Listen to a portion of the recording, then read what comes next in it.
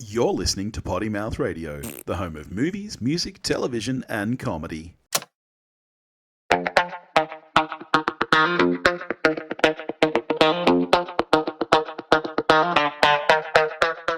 And now, the hunt for the perfect album. Hello, patrons, and welcome back to the hunt for the perfect album with me, Billy, and him, Dave. Me! And this week we're back to my choice and a little bit of a callback to our very first episode of this, where I made you listen to Guppy by Charly Bliss. I have finally thrown at you their second album, Young Enough, which came out from memory 2019. So that long ago? Yeah, it was a while. Wow. So let's get straight into it then. What did you think about Young Enough? I know you were a big fan of Guppy, so your expectations were high going into this. Oh, so high. So let's find out. Probably too high. Oh, Look, you know I was a huge fan of Guppy, and my fandom has grown. I've listened to it over and over and over again. You know, I bought it on vinyl. I've been playing it ad nauseam. The kids all love it. Yeah. It was always going to be hard coming at me with a second album from the same band. And especially one that is stylistically quite different. Like, as you said, you came at me saying this is super poppy, which is not really my thing. So thankfully you're wrong. And it's not super poppy. If anything, it's just plain better. Oh, okay. So you think this is better than Guppy? Excellent. I'm so glad. I'm so glad because I was worried.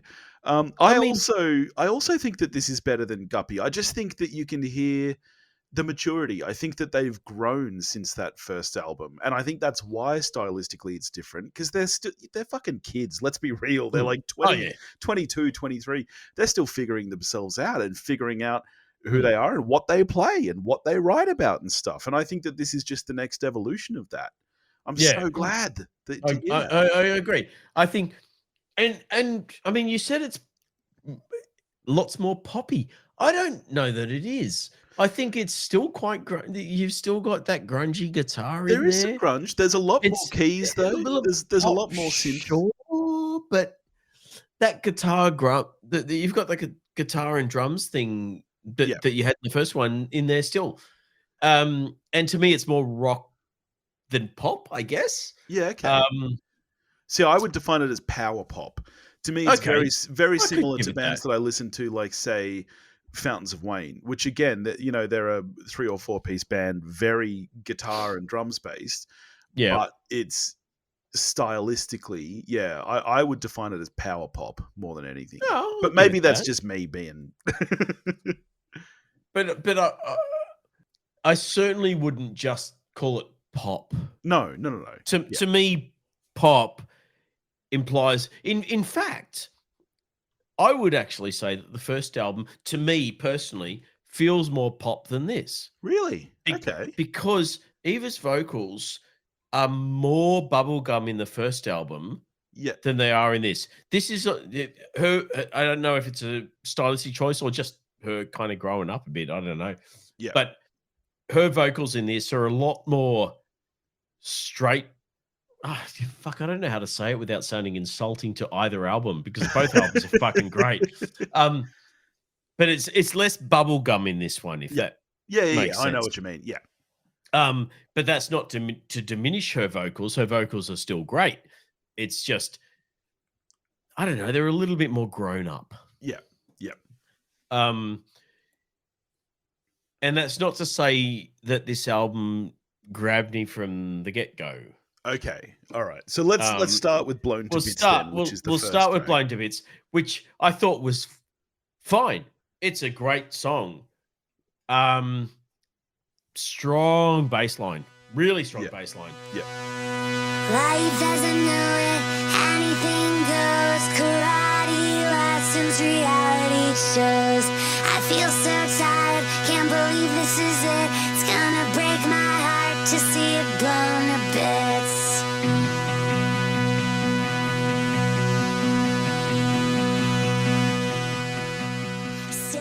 Lyrics are great. but it didn't. Like, I was coming off. I'd listened to Guppy immediately before to kind of, I don't know, align my sensibilities or whatever. And because that is such an individual album that has such a strong sense of itself because of probably the vocals more than anything, but it has such a strong identity. I guess Blown to Bits didn't kind of grab me. I thought it was fine. I thought it was really great. I liked it. But I probably came out of it thinking, yeah, this album's not going to be quite as good as Guppy. Yeah. Yeah. Then there's the second track, Capacity, which from memory has a bit more of a synth line through it. Yeah. Kind of sounded familiar, to be honest. I thought maybe this has been in a fucking ad or something.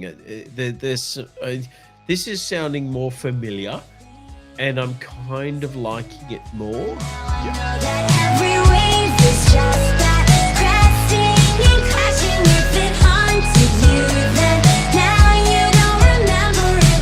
Sever every microscopic atom of connection to. I can barely keep myself afloat when I'm not saving you. Resurrected from the basement. I'm the capacity I'm spilling out of me. It's got nothing to do with me. But I was probably still on the not as good as Guppy Yeah. kind of side of things. But then we hit Under You, and I was Yes. like, oh, fucking now we're talking. One of my favorite tracks on this album. I don't know if I would call it my favorite, but it is up It's there. not. I love It's not this my track. favorite. Okay. But this is where it kind of started hitting its stride. Yeah. And I've listened to this album, I think 6 times. And every time, the first 2 tracks, I've gone, like it. I'm waiting for that moment. Yeah. And that yeah. moment is always when Capacity starts. Big fan of that song. Yeah. And then Under You, that's when I start. That was the moment when I went, yes, Yeah. I get this album. Yeah. I wanna wrap myself into a part of me. Attach you, I'll occupy your nation full. I can't get out from under you. Every time you say my name, I think it's a mistake. How can I believe that you are real? Every time you say my name, I think it must be fake. How can I believe that you're still here? So I get it. It's so catchy. It's so catchy. Oh, I think all of Eva's lyrics are fantastic, but I think that this album lyrically is stronger than Guppy. I think Under You is so beautifully written. Just so great. Yeah. Every time you say my name, I think it's a mistake. Like, that's just fucking great. So have we've hit your favorite song on the album already? Yeah? I think so. I think that is probably my favorite track. Yeah. Okay, interesting. I don't disagree. Like, I can see that. It's not my favorite, but I'm curious Yeah, to hear what okay. yours is. Yeah. yeah. All right. Then we get to Camera, which is fine. It's a nice pop song. I don't think it's like wow, but it's solid. It's really good. Fighting in the Dark's fucking great. Yeah, a nice little interlude. Like, Slow start, yeah. but loved it. This was I don't know. I mean, And it's only a I'm- minute I'm- long. I'm kind of looking at my notes, but I think this was the moment when I went, you know what? This could be better than Guppy. Yeah, right. Which is weird. As you say, it's not even a song, really. It's really not. I would It's an define it as an interlude. interlude. Yeah. Yeah. And it's so strange. I waited for it, some big ball to drop, to be the same, or hated for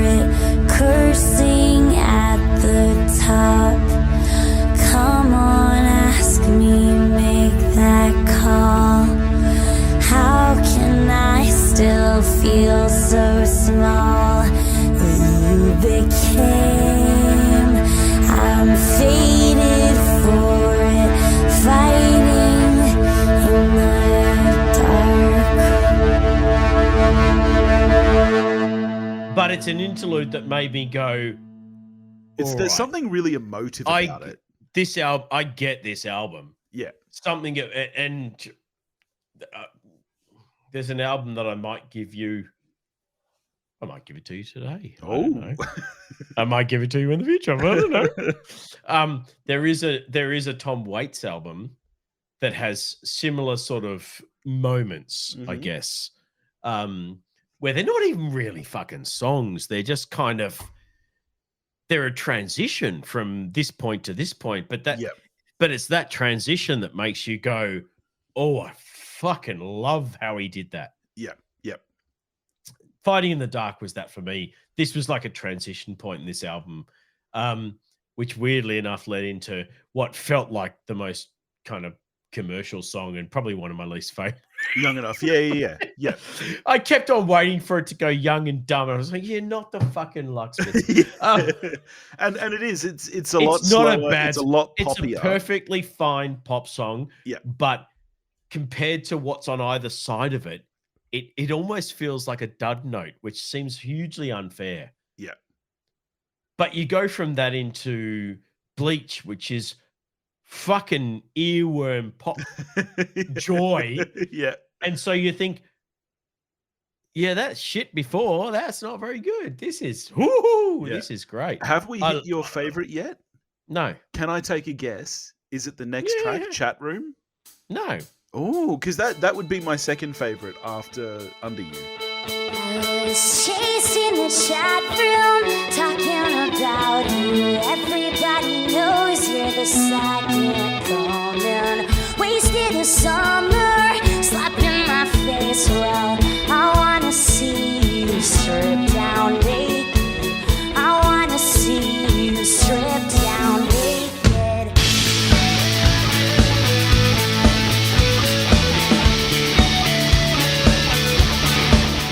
Yeah, I don't go with the popular opinion. I get it's had more views on YouTube or whatever. No, I'm more discerning than that. No, it's not. I mean, Chat Room's fine. I liked it. I mean, I got a real. I don't know. This is probably not going to resonate for you, but if we have teenage girls in the audience, it might. It had a real Grimes feel for me. Okay. Yeah. I am bizarrely a big fan of Grimes. I don't like Elon Musk, but I like his girlfriend. Yeah, Chat Room had a real Grimes feel to me, particularly Art Crimes, for people who know that album out there, if we have teenage girls. It's kind of the whole stripped down and naked, that whole aesthetic to the vocals, the musicality of it, it had a real Grimes feel, and I liked it. It's really, really good. It's not my favorite though. Yeah. From there, we move on to Hurt Me. And is that your favorite? No. I'm enjoying this. Hurt Me's great. Really good pop song. It is. Yeah. Wonderful build. Some of the best lyrics, I think, of the whole album, I think, are on that track. Come on, let's get something wrong. Too close to an endless sun. Overthrow yourself to me. Remember all the plastic proof. How I punished me for you. Mirror over everything. Sometimes you feel nothing. The way your shirt hangs off. It's really, really good. And to that point, was probably my favorite. But then we get to Hard to Believe. Yep. Catchy as fuck. Oh my God. Such an earworm. Loved it. Yep. Not my favorite. Well, we know But your favorite then. We finished with The Truth, and fuck, that's a good song. Yeah. Best of the album. Loved it. So good. Like the hand that feeds the boy, he's beautiful and I'm annoyed. 40 years or days from now, I kill myself to cut you out. Solid and I can't compete. Forced to fight to fill the need. There's wine stains on our bed sheets, 'cause I hate to let you down, to let you down. Kissing babies, I'm alive, but I'm dead inside. Burying my face against the wall. But it's weird. The first half of this album, I was like, it's pretty good. It's a fine pop album. Second half, banger, banger, banger. Oh my god. Let me think. Let's just say from the Fighting in the Dark kind of interlude thing. Yeah. Every track after that, and there's about 5 or 6 of them. Yeah. Every single one I loved. And so for that reason, I reckon overall, I must like this more than Guppy. Listening to it as a whole, do you think this is one of those albums where the whole is better than the sum of its parts? Like, do you think that retroactively knowing, like, do you think going back now and listening to Blown to Bits in Capacity, do you think they work better in the context of this album as opposed to as songs? I'd need to listen to it more times. Because I think that's the way I feel about it. I'm tempted to say yes. I think like Blown to Bits in particular has grown on me extraordinarily over the. I think that lyrically it's really strong. It's interesting. She said that she wrote it after the Hawaiian government. Do you remember they accidentally sent out that text message to everyone, basically saying you're gonna die? I'm sorry, what? You don't recall this? It was a couple of years ago. Hang on, Hawaii emergency alert mistake. Okay, so it was in 2018. On the morning of January 13, 2018, an alert was accidentally issued via the emergency alert system and wireless emergency alert system over television, radio, and cell phones in Hawaii, instructing citizens to seek out shelter due to an incoming ballistic missile. It concluded, "This is not a drill." How does that happen? Exactly. And so that's what she wrote that song about, is about that, that impending fear of, holy fuck, we are going to be blown to bits. We're going to die. This is like the last half hour of our lives. And the kind of the fear and the things that go through your head when you hear something like that. And I think that just, over time, that song has grown tremendously on me. Like, I just think it's a really strongly written song. And it gets catchier every time you listen to it. It starts with like a drone. And it's very, like you said, very bassy. It's pretty much driven by bass and vocals. But I need to listen to, I need to listen to it again. Yeah. In terms of that, because holy shit, that's some fascinating weird shit. Yeah. But apart from anything else, I need to listen to this album more times just because it's so good. Let me ask you this, because I know that your kids enjoyed Guppy a lot. Did they enjoy this one as much, or they haven't? At all? They need to listen to it more. They've only listened to it, I think, once. Yeah. I did a mad fucking binge through 3 times in a row at my computer while I was working, and then did it once in the car. So they need more time. Yeah. I need more time because I think the kind of first half, second half sensibility that I've got going on at the moment is in part due to not having listened to it enough times. Let me ask you this. While you were doing this, did you go ahead and listen to their new single, You Don't Even Know Me Anymore? Still haven't heard. Oh, I might use it to play out this episode. I was so close because I know you said Nusku doesn't even like Charly Bliss. Said this is the best pop song of all time. Yep. I was like, all right, I need to give this I need to listen to it at the right frame of mind. So I held off and waiting, but I'm very keen. Yeah. Huge fan of this band. Nice. And never would have listened to him if it weren't for this show. So this show, Excellent. fucking best thing ever. There we go. So how are you scoring this album then? If you think this is even better than Guppy? At the moment, I'm going to give this an 8, same as Guppy. Ooh, yep. But it could go up. Yeah, nice. I'm glad to hear that. It needs more listens. Yep. Well, maybe next week I'll give you some Charly Bliss adjacent bands. They're doing a show with two of my other favorite bands at the moment, so maybe I'll give you one of their albums next. But what do you have for me next week? Oh, see, this is tricky. Now, I've got a few things, and as we said a week or so ago, it's getting harder and harder because there's not that many albums where there's nothing you'd skip. Yeah.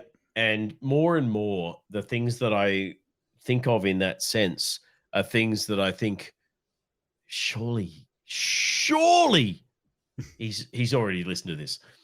So I'm banking on the fact that you're a bit younger, that things that to me are just, well, duh, you've listened to this, are hopefully going to have fallen under the radar because you kind of missed their heyday when they were released. Yep. So it might sound stupid, but the first thing I'm going to put up is an album by Midnight Oil. Okay. That's not a fucking obscure band. Well, no, I've seen Midnight Oil live. I've seen them live, but I've never listened to an album of theirs from start to finish. They're probably one of those bands where I could say, you know, like I could give you the greatest hits list, but for all I know, they're all on the same album or they're all on separate albums. I have no idea. Okay. So brilliant. I think you're probably a pretty safe bet. Excellent. Well, what I'm going to throw out there is an album by them called technically 10, 9, 8, 7, 6, 5, 4, 3, 2, 1. Okay. Commonly just referred to as 10 to 1. Okay. It's pretty early in their career. And I'm sure there will be songs on there that are familiar because they were hits. But I'm also moderately confident that at least 80% of the album you will never have heard before. Okay. Yeah, cool. Sweet. Excellent. All right, we'll leave that. If when you go and look at it, you go, I know every song on here, message me and I will give you something else. But good. All right. Sounds good. Sweet. There we go. You know, I'm thinking of doing a day trip to Melbourne early November. I know that sounds completely unreasonable to do a day trip, but Lost and Lonesome, the Lucksmiths record label, it's their 25th birthday, and they are doing a show with 18 bands over 11 hours. Wow. Yeah. Some of my faves, Anthony Atkinson and the Running Mates, who have an album that I think I will give you at some point. You know, Last Leaves, who are the Lucksmiths spin-off, Monona, like it's massive. So I'm thinking of heading there for a day trip. So message me the details. I will. Maybe I'll come down. We'll we could meet up. Yeah, it'd be good because I'm thinking of just it kicks off at midday and runs through till 11 p.m. So I'm thinking of, you know, heading off from here like 5 a.m., driving straight there, finding somewhere to crash for the night, and then driving home the next day. But yeah, I'll send you the details. Yeah, send me the details. I'll. There's enough lead time. I'll fucking find a cheap hotel. We'll sleep on the floor. Yeah, I'm all there for that. Nice. All right. Well, there you go. Next week we'll get to some Midnight Oil, and that'll be fun. Thank you for joining us again, patrons. We hope you're enjoying this, and catch you next week. Very well. I wrote a song about the shit that we used to do.